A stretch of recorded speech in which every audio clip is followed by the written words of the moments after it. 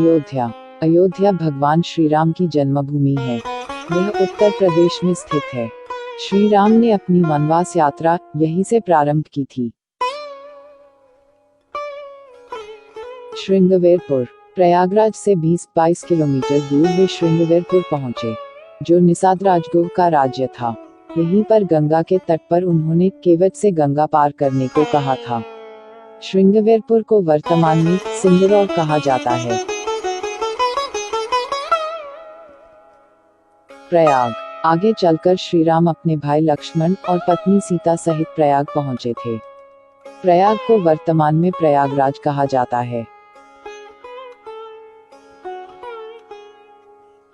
चित्रकूट। प्रभु श्री राम ने प्रयाग संगम के समीप यमुना नदी को पार किया और फिर पहुंच गए चित्रकूट। चित्रकूट वह स्थान है जहां राम को मनाने के लिए भरत अपनी सेना के साथ पहुंचते हैं। तब जब दशरथ का देहांत हो जाता है, भरत यहां से राम की चरण पादुका ले जाकर उनकी चरण पादुका रखकर राज्य करते हैं। अत्रि आश्रम। चित्रकूट के पास ही सतना मध्य प्रदेश स्थित अत्रि ऋषि का आश्रम था।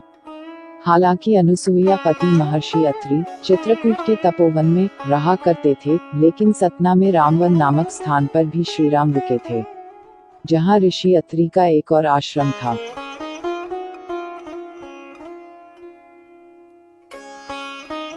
दंडकारण्य। चित्रकूट से निकलकर श्री राम घने वन में पहुंच गए। असल में यही था उनका वनवास। इस वन को उस काल में दंडकारण्य कहा जाता था। मध्य प्रदेश, छत्तीसगढ़ और महाराष्ट्र के कुछ क्षेत्रों को मिलाकर दंडकारण्य था।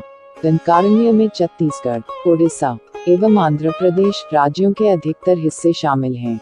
यह शहर सीता रामचंद्र मंदिर के लिए प्रसिद्ध है। स्थानीय मान्यता के मुताबिक दंडकारण्य के आकाश में ही रावण और जटायु का युद्ध हुआ था और जटायु के कुछ अंक दंडकारण्य में आ गिरे थे। ऐसा माना जाता है कि दुनिया भर में सिर्फ यहीं पर जटायु का एकमात्र मंदिर है।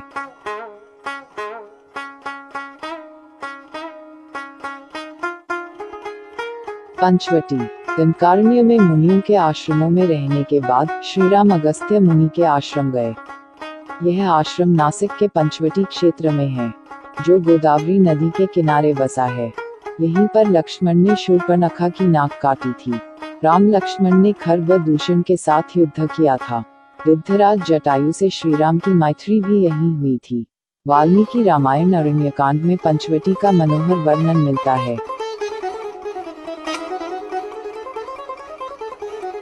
सर्वतीर्थ। नासिक क्षेत्र में शूर्पणखा, मारीच और खर व दूषण के वध के बाद ही रावण ने सीता का हरण किया और जटायु का भी वध किया था, जिसकी स्मृति नासिक से 56 किलोमीटर दूर ताकेत गांव में सर्वतीर्थ नामक स्थान पर आज भी संरक्षित है। जटायु की मृत्यु सर्वतीर्थ नाम के स्थान पर हुई, जो नासिक जिले के इगतपुरी तहसील के ताकेत गांव में मौजूद है। इस स्थान को सर्वतीर्थ इसलिए कहा गया क्योंकि यहीं पर मरणासन जटायु ने सीता माता के बारे में बताया। राम जी ने यहाँ जटायु का अंतिम संस्कार करके पिता और जटायु का श्राद्ध तर्पण किया था। इसी तीर्थ पर लक्ष्मण रेखा थी।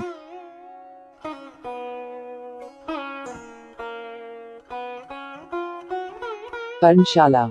पर्णशाला आंध्र प्रदेश में खम्माम जिले के भद्राचलम में स्थित है। पर्णशाला गोदावरी नदी के तट पर स्थित है। मान्यता है कि यही वह स्थान है जहां से सीता जी का हरण हुआ था। हालांकि कुछ मानते हैं कि इस स्थान पर रावण ने अपना विमान उतारा था। इस स्थल से ही रावण ने सीता को पुष्पक विमान में बिठाया था, यानी सीता जी ने धरती यहाँ छोड़ी थी। इसी से वास्तविक हरण का स्थल यह माना जाता है।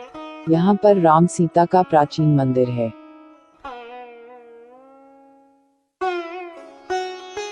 तुंगभद्रा। सर्वतीर्थ और पर्णशाला के बाद श्री राम लक्ष्मण सीता की खोज में तुंगभद्रा तथा कावेरी नदियों के क्षेत्र में पहुंच गए। तुंगभद्रा एवं कावेरी नदी क्षेत्रों के अनेक स्थलों पर वे सीता की खोज में गए।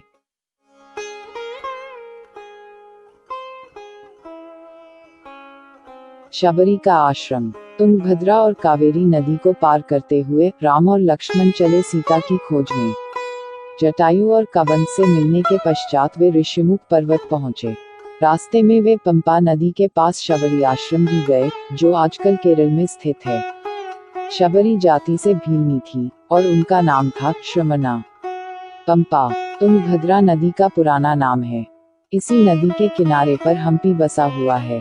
पौराणिक ग्रंथ रामायण में हम्पी का उल्लेख वानर राज्य किष्किंधा की राजधानी के तौर पर किया गया है।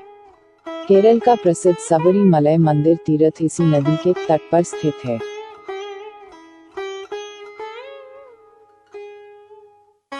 ऋषिमुख पर्वत। मलय पर्वत और चंदन वनों को पार करते हुए वे ऋषिमुख पर्वत की ओर बढ़े। यहाँ उन्होंने हनुमान और सुग्रीव से भेंट की, सीता के आभूषणों को देखा और श्रीराम ने यहीं बाली का वध किया। ऋषिमुख पर्वत वाल्मीकि रामायण में वर्णित वानरों की राजधानी किष्किंधा के निकट स्थित था। ऋषिमुख पर्वत तथा किष्किंधा नगर कर्नाटक के हम्पी जिला बेल्लारी में स्थित है। पास की पहाड़ी को मतंग पर्वत माना जाता है। इसी पर्वत पर मतंग ऋषि का आश्रम था, जो हनुमान जी के गुरु थे।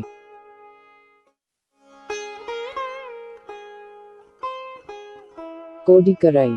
हनुमान और सुग्रीव से मिलने के बाद श्रीराम ने वानर सेना का गठन किया और लंका की ओर चल पड़े।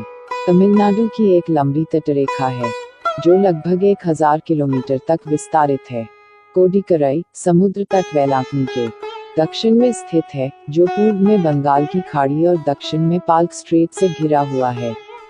यहाँ श्रीराम की सेना ने पड़ाव डाला और श्रीराम ने अपनी सेना को कोडिकराई में एकत्रित कर विचार विमर्श किया।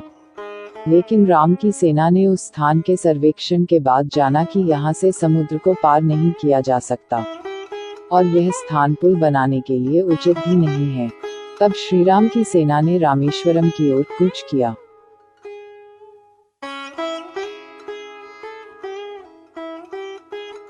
रामेश्वरम समुद्र तट एक शांत समुद्र तट है और यहाँ का छिछला पानी तैरने और सनबेदिंग के लिए आदर्श है। रामेश्वरम प्रसिद्ध हिंदू तीर्थ केंद्र है। महाकाव्य रामायण के अनुसार भगवान श्रीराम ने लंका पर चढ़ाई करने के पहले यहाँ भगवान शिव की पूजा की थी। रामेश्वरम का शिवलिंग श्रीराम द्वारा स्थापित शिवलिंग है।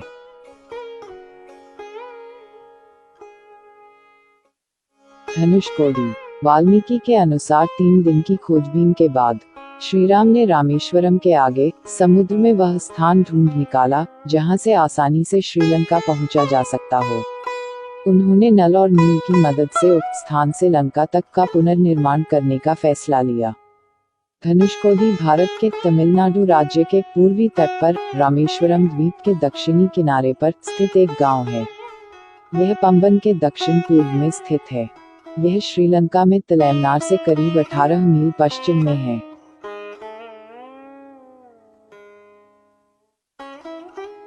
नुवारा एलिया पर्वत श्रृंखला। वाल्मीकि रामायण अनुसार श्रीलंका के मध्य में रावण का महल था।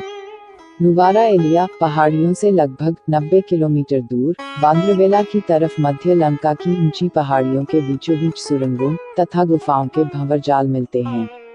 यहाँ ऐसे कई पुरातात्विक अवशेष मिलते हैं जिनकी कार्बन डेटिंग से इनका काल निकाला गया है। तो ये थी राम वनवास यात्रा के मार्ग की संक्षिप्त जानकारी। वीडियो कैसा लगा हमें कमेंट करके अवश्य बताएं और अपने दोस्तों को भी शेयर करें। जय श्री राम।